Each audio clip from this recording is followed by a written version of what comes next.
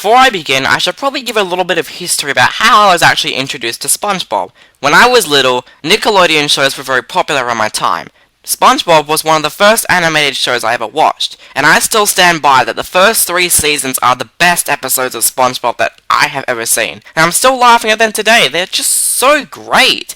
As for new SpongeBob, not so much, but we're not here to talk about modern SpongeBob, that can suck a dick. We're here to take a look at the new SpongeBob movie. Thank gosh it's Monday, my number one. Now when I first saw this movie and saw the different trailers and posters for it, I was kind of worrisome. Like from the look of the poster I was like, is this supposed to be like a superhero movie? It was a little bit like a don't judge a book by its cover movie, because this movie actually wasn't entirely about the superheroes. It actually doesn't happen until the last 10 minutes.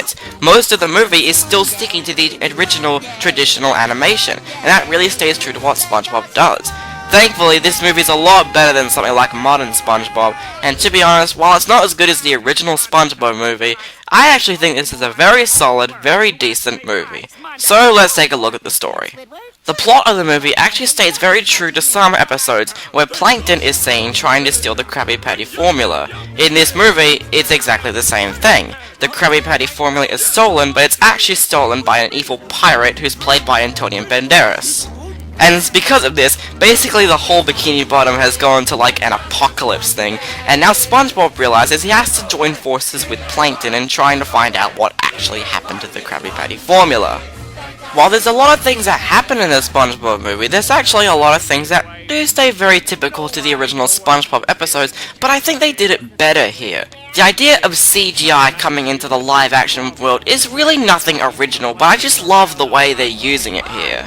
There's some really good mixing in this movie, and I actually think it's done pretty well, particularly the CGI on the characters. But I'm a little bit confused, they're out of water, aren't they supposed to stop breathing? It's cartoon logic. We know there's a lot of stuff that isn't really supposed to make sense in this cartoon, but you know what?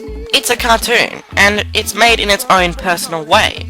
Not something like Racist Mario where it just makes fun of the original formula. I'm talking about this is just a cartoon. It's making its own joke, and I think it works really well here.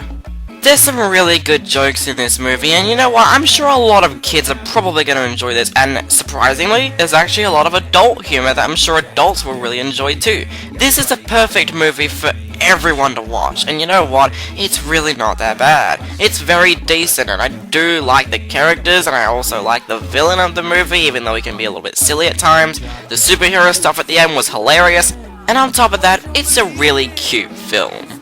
I know you guys were probably expecting a lot more for me to say about the movie, but honestly, that's really all I can say about it. All I can say about this new SpongeBob movie is that it's very enjoyable, the characters are likable, and while not every joke hits bullseye, I actually think this is a very decent movie to check out. That's why I'm gonna give it a 7 out of 10. For SpongeBob, this could be a nice return to the original formula, that is if the newer episodes after this don't suck.